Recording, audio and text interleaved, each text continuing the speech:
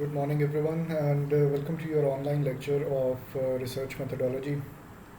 There are a couple of things that we need to cover today. First of all, the art of writing a research thesis. In this particular session, we are going to cover the very first part of this particular uh, this particular topic, which is how to write a research thesis. This is specifically going to be applicable for those of you who are going to register for the MS thesis in the next semester. Okay, so I will start off like I did in the previous week. I'm going to go through the notes that I've created from different sources, and I will explain the important bits from this handout that I have uploaded on Google Classroom. And tomorrow, during the interactive live Q&A, I will again give you some time to go through the document before we can have a formal discussion. Okay. So to start off, first of all, we need to figure out what is a research report. Okay. So research reporting is an oral or a written presentation of all the important and useful aspects of the research work that you are going to carry out during the course of your MS thesis. Oral presentations basically mean attending research conferences. Written presentation means that you submit a journal paper or a conference paper. You publish it. You publish the important findings from your research in a journal paper, and finally, you can also publish your results and the details of your research methods and methodology in the form of a research report. Now, in almost all of the universities around the world, one of the major requirements of completing your MS degree is that you are supposed to submit a written report on the outcome of your research thesis, which we term as a research report. Okay, so scientific writing, a thesis, a research paper is intended to present clearly the purpose and outcome of a specific research investigation. What is this research investigation? This is your problem statement, the actual research problem for which you are trying to provide a solution in your thesis. It is the last but a major part of the research study. That is true. During the course of your MS, you have gone through various different modules or courses. Even when you start your research studies, the supervisor or advisor may tell you that you have to attend certain courses so that you can beef up your knowledge about those topics before you start off with your research. The final culmination of that research is going to be in the form of a research report. A report helps the researcher get feedback from other researchers, okay, experts working in the same area, and it also evaluates the success and originality of the researcher's work. Okay. Without a formal report, a research study is incomplete and of no use. One of the degree requirements for the MS or PhD is also that you have to submit a research thesis or a research report. A report essentially conveys the outcome of a research work to interested persons. Who are these interested persons? People who have been working in the area in which you are working, your advisor, because quite often they are also affiliated with that particular research area, and anyone at large who feels a certain inclination to study the topic that you are investigating. Brilliant work and most striking findings are of little value if they are not effectively communicated to the scientific world. That is true. If you have done something marvelous, if you have done something that is very good, you need to publish it in the form of a research paper, or in addition to that, there is also a requirement if you are registered for a research degree that you have to submit a research report to the university. Then there is another rule, which is, or let's say a saying, which is very popular these days, which is publish or perish. Okay, especially for academics who are into research. If you are not doing research, if you are not publishing, then that basically ends your career, and it ends it very quickly. So if you have to carry on with a career in research, then you need to publish, and you need to publish as much as possible, quality publications. Okay. Now moving on, why should a researcher report his findings, or what is the objective of it? There are certain objectives of a research report. Okay. First of all, the outcome of a research work may add new information to a theory or may have some technological applications which have not been discovered before or have not been implemented before, let's say. Sometimes the researcher may not be aware of the theoretical development on practical applications, but they are indirectly working on a problem that is going to solve or help solve another research problem. Some other researchers may be working or planning to work on the same or similar type of research work, and your work is going to help them out as well. Okay. Several researchers can also be doing the same research work. It is considered to be a waste of time, okay, unless the solution of the problem is needed very urgently and is of great use. Consider COVID 19. A lot of people around the world are working on the same problem right now to develop a vaccine, to create some kind of a formal trajectory of prediction, to correlate different variables, the population, the health of the population, demographic details about the population, then the scope of testing within the population, and what is going to be the end result. Okay, so you would have seen plenty of prediction graphs. In addition to that, in medicine, we have a lot of people who are trying to actively work on developing some kind of a vaccine for the different types of mutations which are going to manifest themselves in COVID-19. So unless the problem is of this large scale, it is, let's say, a waste of time that many people are working on the same problem. But under certain circumstances like this one, it is the need of the time, let's say. Okay. So repetition of a work should be avoided definitely. So in order to avoid the work that has already been done, you need to carry out a thorough literature review or related to your problem statement, just to figure out if somebody has already done something to solve that problem. Okay. And finally, once you do actually come up with a problem statement and with a solution, then a researcher has to report it to the world. Okay, the correctness, validity, and originality of the work is then under a question mark. People are going to read your work, they are going to comment on your work, they are going to provide feedback, and sometimes they are even going to nullify it. Okay, the outcome of a research work will become known to the scientific community only through publications. Okay, and good publications through large publishing houses which have global visibility. So if anyone wants to go through your work, they can simply log on to the publisher's website or onto the relevant magazines or journals website, and they can read your work. Okay, if you do not publish that work, then basically nobody is aware that you have done this research, and that is, let's say, a useless type of research. So you need to report the work that you have completed during the course of your thesis in an appropriate journal, magazine, scientific meetings like research conferences, seminars, symposiums, and identify possible publications of your research findings after making a considerable progress on a research problem. Okay. So once you start registering for a MS degree or a PhD degree, or you start working on a particular type of research problem as part of your research thesis, you need to make a certain amount of progress in terms of trying to derive or formulate the solution to that problem, basically carry out some basic experimentation as well before you can start publishing the results. Next, we look at the characteristics of a good report. What makes a good report? A good report results from slow and a painstaking process. Okay, to accurately document your work, you have to attract the reader as well. The reading matter of a report should be clear and interesting. Okay, it should not be obscure, encrypted, okay, or crypted and dull. The write-up should be logical, clear, and concise. So you have one physicist, Cyril Eisenberg from University of Kent, who writes, "One has to present the work like a meal, okay, like a lunch, in a visually attractive and a palatable way. It must be easily digested, and one hopes long remembered." Okay, if you put something down on a piece of paper, if it is not perfect, if you are not attracting the attention of the audience, then despite the validity of the work or the originality of the work, it will be very difficult to sell it. Okay, so what I want to say is that presentation of the work is extremely important. Okay, a paper that is going to be difficult to understand and is not presented in a logical way, relying heavily on results in other papers, is like a dry biscuit with little sustaining value and even less taste. If you are continuously referencing other people's work, as long as it is within literature review, it is absolutely fine.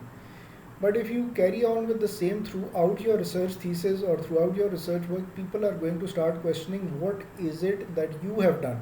Okay, so other people have done this, and you are telling us that other people have done this, whether it is derivation of some certain type of algorithms, problem to optimization problem, etc. If you keep on referencing other people's work, that is fine, because that is needed as part of the literature review to show the other person that you have carried out thorough research before coming up with the research problem, with the problem statement. But after you have defined the problem statement, now it comes to the research methodology and the research methods.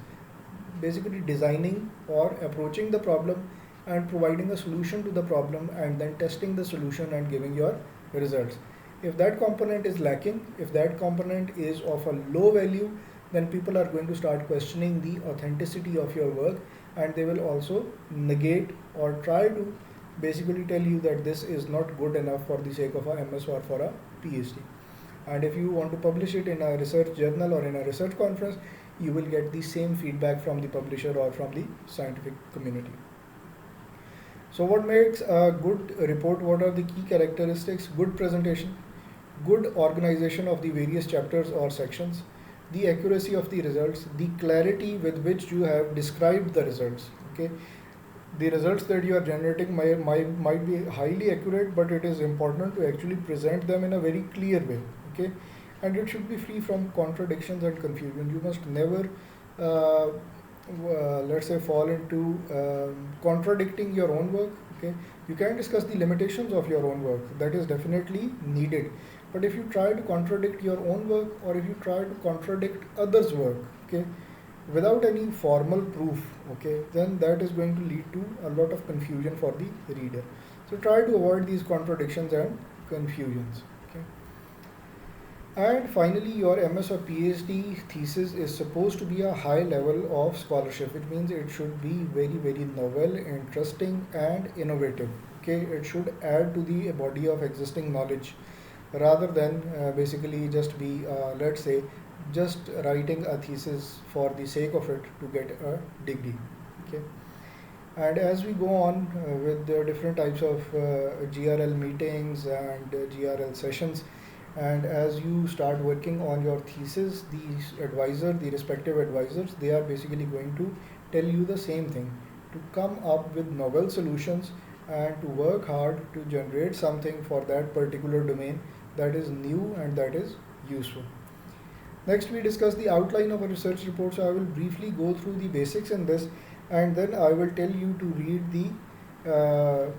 the different types of drafts that we create in terms of writing the actual research report. And we are then going to discuss it in a lot more detail in tomorrow's lecture. So mainly, what are the considerations to be kept in mind while preparing a report? First, you need to create an outline. I will provide you the outline of the research thesis report, which you need to submit in your future semesters. It is a fixed template. It basically says that this is supposed to be the cover page, this is supposed to be the actual plagiarism declaration, this is how you are going to format it, this should be the actual size of the text, the font, the binding, etc. etc. All of that I will provide you by the end of this particular module, so that you guys are prepared for your MS thesis registration, and you do not need to go and ask your advisors regarding the same again and again. Okay, the outline or let's say the basic information that is required for the report, I will provide you that. The actual outline, that is the actual distribution of the chapters, whether it is going to be introduction or you are going to rename introduction to something else, whether the literature review chapter is going to be named as literature review or whether it is going to be something else. Okay, experimental design or research methodology, whether you are going to put some specific name for that chapter, that depends highly on what it is that you are working on and what is the suggestion by your respective advisors. Generally it works like this: first of all, you go through the cover page, then after the cover page you have a plagiarism document, then after that you are going to have acknowledgement section, then after acknowledgement you have the abstract of the thesis. After the abstract there is table of contents, after table of contents table of figures, then table of uh, diagrams, okay, or list of tables and list of diagrams.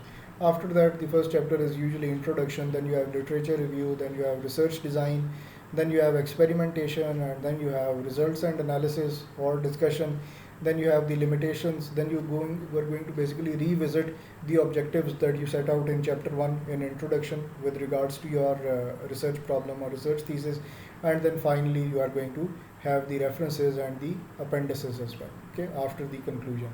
So that is the general flow of it, but it depends on the topic and it depends on the advisor as well, how much they are going to vary from this general scheme. Okay, you need to also write down the various topics, the subtopics under each of the headings. Okay, so in chapter number 1, which is introduction, I'm going to start off with a general introduction to the topic. I'm going to explain the research problem, then I'm going to give a breakdown of the thesis, that in chapter 1 we are going to cover this, chapter 2 we are going to cover this. That is also going to be part of chapter 1. Okay, so all of this needs to be decided when you are starting to write it up.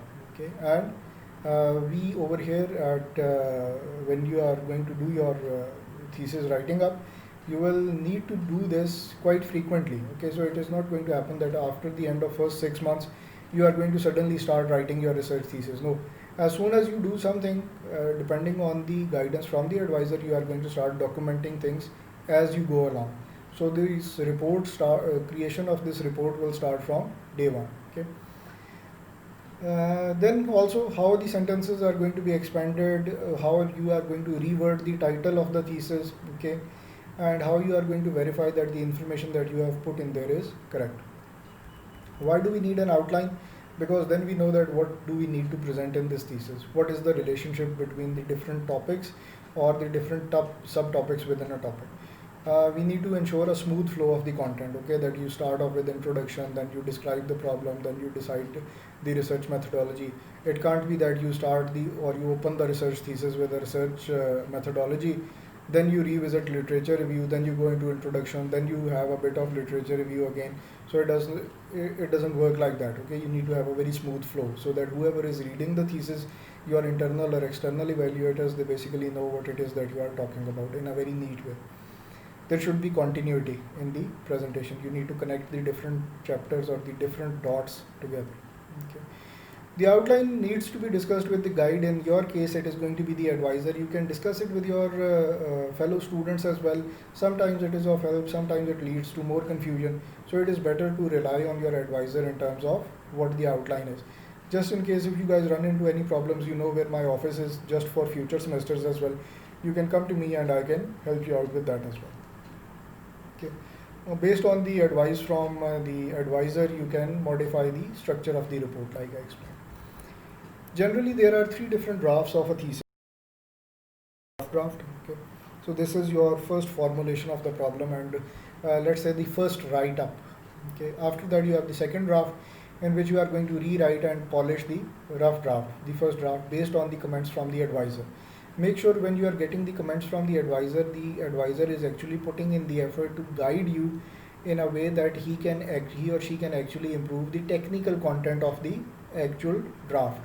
They are also going to advise you that there are a lot of mistakes in English, that the grammar needs sorting out. Sometimes the advisor does not have that much amount of time to start correcting your English as well. There are various services available inside the university, outside the university as well, which students resort to. People who can actually read your work and clear the language barrier, okay, or basically try to improve the grammar. It is best if you do it yourself, because then you are going to learn it and you are not going to rely on others. But sometimes either the student does not have enough time, or the advisor, because they are advising quite a few students, they do not have the time to actually start rewriting your work for you. They can comment on a few things like, this paragraph is entirely wrong, I do not understand what you mean over here, what does this sentence mean, please clarify it. But generally it is up to the student to actually do it himself, to rewrite whatever is needed, to correct the grammar, the spellings, etc., and then show it to a proofreader as well, okay, somebody who can correct your English. So that is your second draft, and after the second draft we are in a position that we can have a final or a third draft. Okay. So I have included the important aspects from each of the drafts, that what does the first draft need to take care of. Okay. What has been done in the research study, what are the procedures, methods, theory and techniques applied, what were the technical difficulties faced, or what were the limitations, what are the broader findings, okay, the results, what are your concluding remarks. And then there are certain notes regarding tables and charts. How do we ensure that a reader is going to read the contents of the paper. And then you have the second draft. Okay, what I want you guys to do is spend some time in reading through the D.1 first draft, then read through the material that I have included as a suggestion or as a recommendation for your second draft. What are the important parts that need to be reviewed once again in the second draft? For example, grammar, has it been corrected? Are there any expressions that are out of place? Okay. Then after that, you need to have a look at the final draft. What is the requirement of the final draft? Okay. Are you going to move certain things in passive voice? Some things should be in active voice. Are we going to use the word I or author in the actual report? Can we write something else instead of that? Is there a we, we, that we did this in terms of this research? For a research thesis or a, let's say specifically an MS or PhD thesis, there is no we, not multiple people are working on it. You on your own are responsible for the content of the thesis. This is your innovation, this is your work, and it needs to be attributed just to you, okay, not to you and your supervisor. This is your work on the basis of which the university is going to award you with a degree. So bear this in mind. This is the main distinction as well when writing the research report. In research report or research thesis, you are going to attribute the findings to yourself, not to a group of people. Okay, not to your research group, and certainly not to yourself and your advisor. Whereas in a research publication such as a journal, you can have maybe even 10 authors. Okay, you, the wider research group, your advisor, and then you can use the word we. Okay, but there is no we in a research thesis. It is supposed to be your own work. Okay, then after reading all of this, what I would like you to do is jot down the important points or the important, let's say, ambiguities. Okay, things that you do not understand and things that are going to require further discussion in our online Q&A tomorrow. Okay, and then I will go through these with you in detail, and we are going to discuss the important topics.